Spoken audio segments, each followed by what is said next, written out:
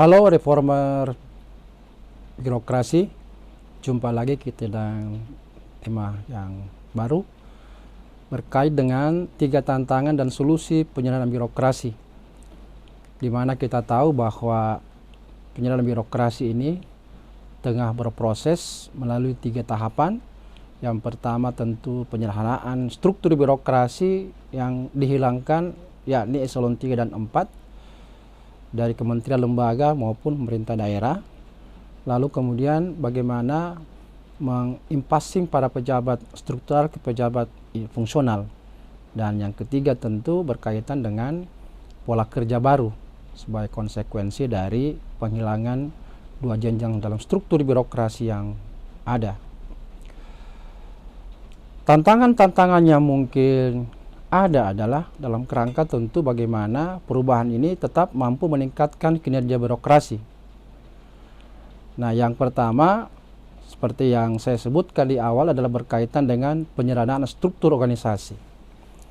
Nah, kita tahu bahwa struktur organisasi yang selama ini bersifat mekanistis, menggunakan pola komando, sehingga akibatnya kinerja birokrasi menjadi lamban. Karena berakibat bawahan itu pasti akan senantiasa menunggu perintah dari atasannya. Nah, dengan perubahan struktur organisasi ini, kemudian para pejabat itu berfokus pada jabatan fungsional yang mereka terima sebagai konsekuensi daripada penyederhanaan itu, maka struktur organisasi yang dibangun struktur organisasi yang dinamis. Sehingga orang-orang yang bekerja di dalam tim itu bisa saja dia terlibat di dalam beberapa tim. Dan akibatnya daripada penyederhanaan struktur organisasi ini akan ada penyesuaian tugas, fungsi maupun wewenang, sehingga memerlukan job analysis baru dan mungkin kebutuhan pegawai baru karena akibat penyederhanaan tersebut.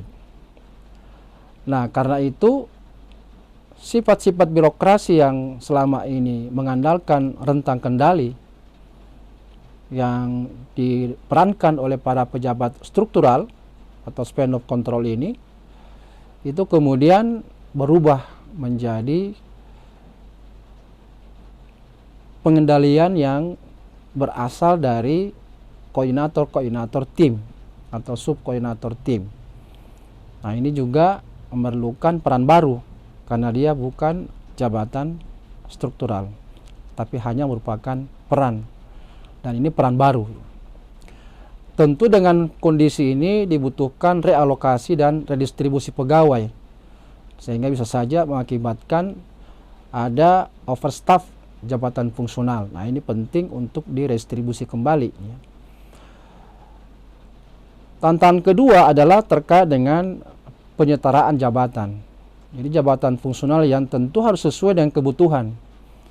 Nah, kenyataan kita lihat sekarang dalam kondisi di mana penunjukan pejabat struktural selama ini belum banyak berbasis pada merit, sehingga latar belakang kompetensi mereka itu biasanya tidak berasal dari jabatan yang kompetensi yang memang selama ini mereka linear ya, perjuangkan untuk terus ditingkatkan, tetapi lebih banyak kental pengangkatan mereka karena pertimbangan-pertimbangan pribadi dari pejabat pembina kepegawaian. Dan ini harus betul-betul dilakukan kehati-hatian. Jika tidak, maka para pejabat yang difungsionalkan itu dengan tidak memiliki latar belakang yang sesuai, maka akan mengalami kesulitan di kemudian hari ketika ingin meningkatkan jabatan fungsionalnya. Nah, tentu ini juga memerlukan transisi fungsi struktural ke fungsional. Nah, ini kita belum tahu kapan, karena kita tahu bahwa sejak Jokowi mengemukakan perintahnya untuk menyederhanakan struktur birokrasi tahun 2019, dan bisa dikatakan tahun 2021 di bulan Desember itu baru diharapkan selesai tahapan pertama, yaitu penyederhanaan struktur. Apalagi terkait dengan bagaimana mekanisme kerja, terutama mindset dan kultur set daripada pegawai yang bergeser dan berorientasi pada upaya mengejar jabatan struktural ke jabatan fungsional. Nah, dampak daripada penyetaraan jabatan ini harus diantisipasi mengenai kebutuhan akan kompetensi baru, karena bisa saja setelah dialih jabatannya itu, kompetensi yang dibutuhkan di dalam organisasi itu bisa saja komposisinya tidak cukup sehingga dibutuhkan kompetensi baru. Ini berarti harus dilakukan lagi analis jabatan, evaluasi jabatan, bahkan analis beban kerja. Akibat dari penyetaraan jabatan ini kemudian memerlukan penyesuaian berkaitan dengan sistem karir pegawai. Sehingga kita lihat sampai sekarang ini masih banyak jabatan-jabatan fungsional yang belum ada. Sementara kebutuhan di masing-masing organisasi itu sangat membutuhkan jabatan fungsional baru. Dan ini memerlukan tantangan tentu Kemenpan RB sebagai selaku leader dalam hal ini untuk bisa bekerjasama dengan berbagai instansi pembina untuk segera mungkin mengeluarkan berbagai macam jabatan fungsional baru. Dampak lain dari penyetaraan jabatan ini bagaimana melakukan penilaian kinerja, terutama bagaimana mengelola kinerja yang tertuang dalam sebuah sistem baru, walaupun PP 30 maupun juga Permenpan RB nomor 8 tahun 2021 sudah ada, tapi ini juga memerlukan tentu upaya-upaya uji coba dan penyesuaian-penyesuaian sehingga membutuhkan juga waktu. Nah, dengan penyetaraan jabatan ini juga sangat dimungkinkan ke depan para pegawai itu atau pejabat dilakukan rotasi lintas jabatan fungsional.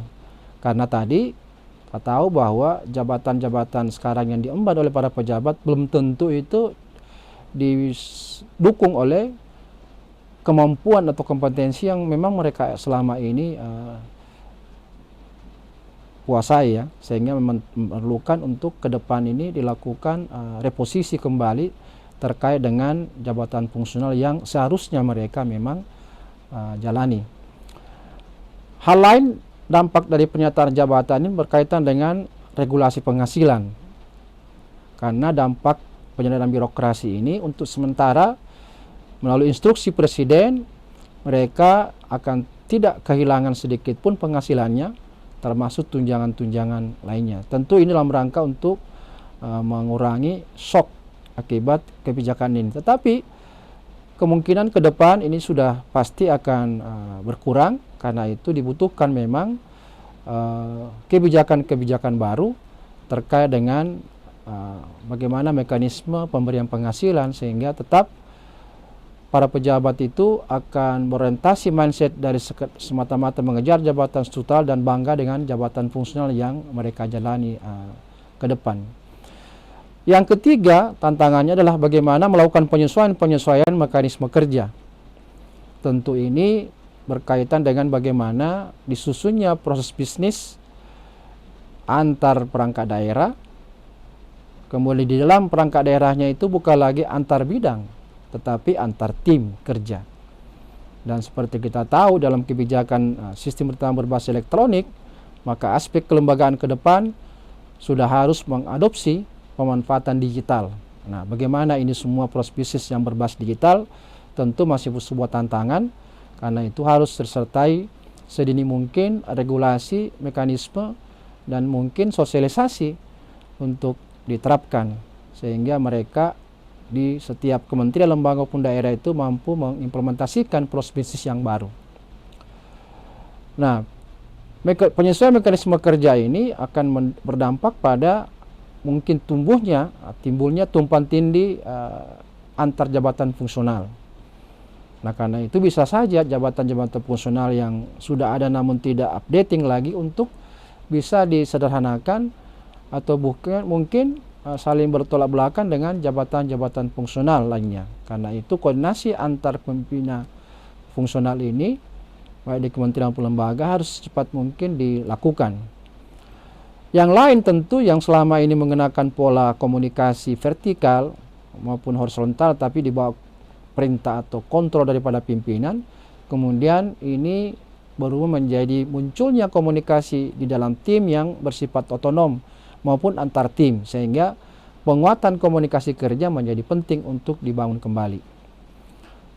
Hal lain yang terkait saya kira berkaitan dengan bagaimana kecepatan dalam pengambilan keputusan, termasuk eksekusinya. Karena ini berbasis pada tim, tidak lagi berbasis struktural ya. Nah, bagaimana merubah mindset dan budaya para pegawai untuk lebih responsif dan adaptif terhadap perubahan. Karena memang basis pembuatan tim itu agar supaya lebih responsif dan cepat melakukan tindakan karena tidak terlalu terstruktural. Ini juga memerlukan perubahan mindset, perubahan kultur set, maupun juga kompetensi. Nah, bagaimana mengukur capaian target kinerja daripada pejabat fungsional ini? Ini juga merupakan sebuah tantangan, apalagi dengan ke depan sistem penilaian kinerjanya itu berbasis digital.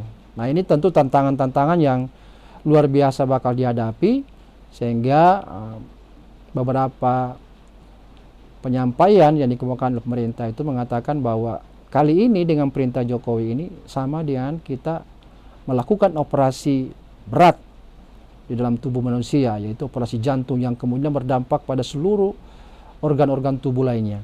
Karena itu ini yang memerlukan kehati-hatian agar betul-betul proses penyelenggaraan birokrasi yang merupakan perintah Presiden ini bisa berjalan dengan baik. Saya kira ini ulasan mengenai tema yang kita bahas sekarang ini mengenai tantangan maupun solusi penyederhanaan birokrasi yang sementara ini tengah dilakukan oleh pemerintah. Salam reformasi birokrasi.